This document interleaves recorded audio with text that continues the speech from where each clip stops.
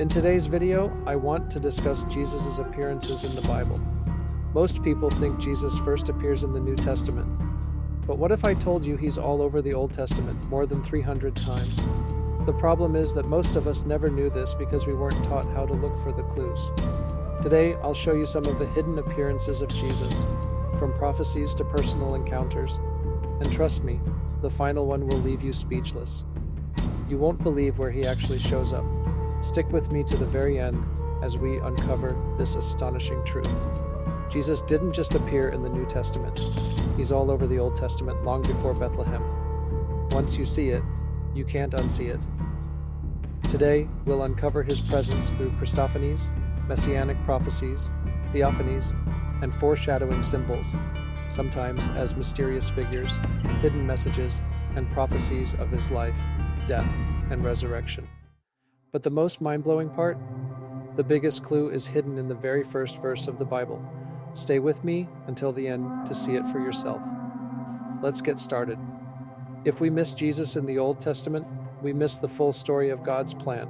Because if Jesus was there all along, guiding, speaking, even appearing in human form, then the Old Testament isn't just a historical record. It's a divine roadmap leading straight to him. And if we ignore those clues, we risk misunderstanding the very foundation of our faith. Don't worry if you never knew this, because for a long time, I didn't know it either. The first clue, Christophanies, Jesus appearing in the flesh. Let's start with something incredible. Did you know that Jesus physically appeared to people in the Old Testament? These are called Christophanies, pre-incarnate appearances of Christ. Genesis 18, Abraham's visitors. In Genesis 18, 3 men visit Abraham. The Lord appeared to Abraham near the great trees of Mamre while he was sitting at the entrance to his tent in the heat of the day. Abraham looked up and saw 3 men standing nearby. When he saw them, he hurried from the entrance of his tent to meet them and bowed low to the ground. But one of them isn't just an angel, it's someone Abraham calls Lord. He speaks with divine authority and even predicts Sarah's pregnancy. Who was this mysterious figure? Many scholars believe this was a pre-incarnate appearance of Jesus himself. The fiery furnace, Daniel 3:25. Remember Shadrach, Meshach, and Abednego from the book of Daniel? Their story isn't just about courage. It's about a moment so powerful. It left a pagan king in shock. King Nebuchadnezzar built a massive golden statue 90 feet high, commanding everyone to bow and worship when the music played. A sea of people obeyed, except for 3 men who refused to kneel. Furious, the king's advisors, driven by jealousy, seized the chance to accuse them, hoping to eliminate these faithful Jews in positions of power. When confronted, their response was fearless. "We don't need to defend ourselves, Your Majesty. If we're thrown into the fire, our God can save us. But even if he doesn't, we will never bow to your gods." Enraged, Nebuchadnezzar cranked the furnace 7 times hotter, so intense it killed the very soldiers who threw them in. But when the king peered inside, his rage turned to shock. Instead of 3 men, he saw 4, walking unharmed in the fire, and the 4th, like a son of the gods. This wasn't just an angel. This again was Jesus himself, standing in the flames with them. The second clue, Theophanies, God appearing as a man. Jesus didn't just appear, sometimes he spoke, and when he did, his words revealed something astonishing. In Exodus 3, Moses is tending his father-in-law's flock when suddenly a bush bursts into flames, but it doesn't burn up. Then from within the fire, a voice calls his name. "Moses." Moses, terrified, Moses steps closer, and then he hears the words that change everything. "I am the God of your father, the God of Abraham, Isaac, and Jacob." Overwhelmed, Moses hides his face, because he knows he's standing before God himself. Then God gives him a mission. "Lead my people out of Egypt." Moses hesitates. "What if they ask me your name? What should I tell them?" And then comes the most profound statement in history. "I am who I am. Tell them I am has sent me to you." The third clue, Messianic prophecies, over 300 times.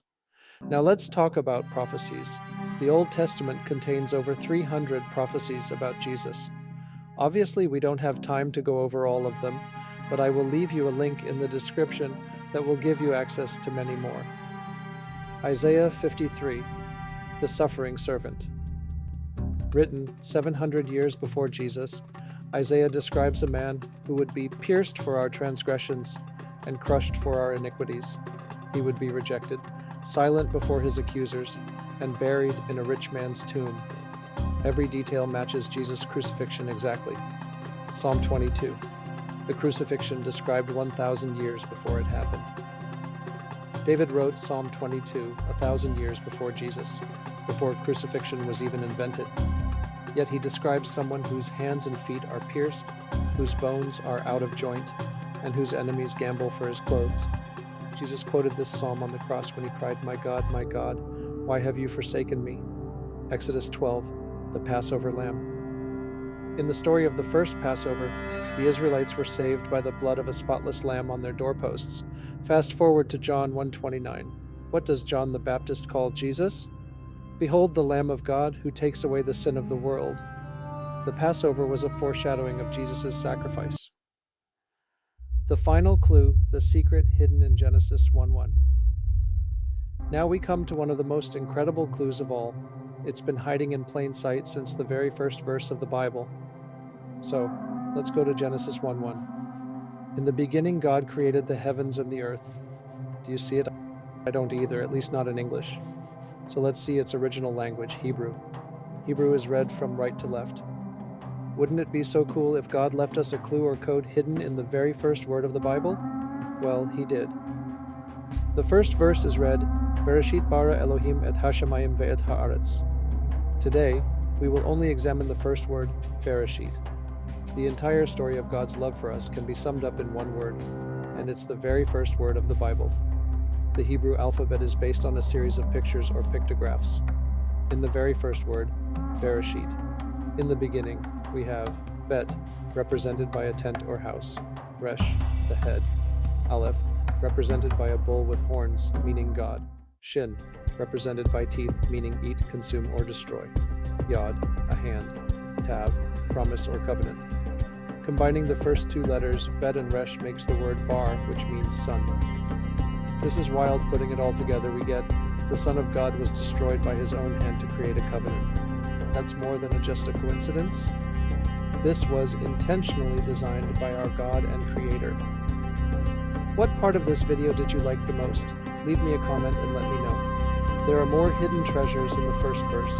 If you were intrigued by this video, you won't want to miss this next video, where I uncover more hidden messages in Genesis 1:1. Also, make sure to like, share, and subscribe so you can be notified when my new videos come out. Until then, God bless. And I only have one question for you. Got God?